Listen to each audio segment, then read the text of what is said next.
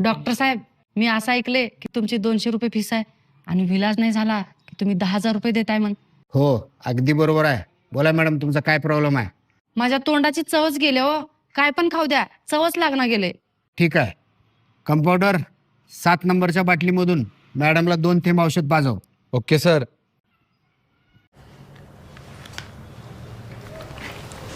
Doctor साहेब, हे तर पेट्रोल आहे. अभिनंदन मॅडम, तुमच्या तोंडाची चव वापस आली.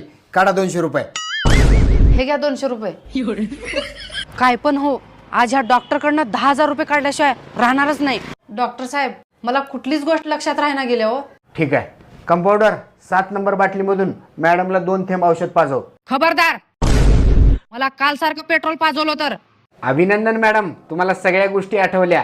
काढा 200 रुपये. आज दुनिया इकडची तिकडं होऊ दे, पण या डॉक्टरकडनं 10,000 रुपये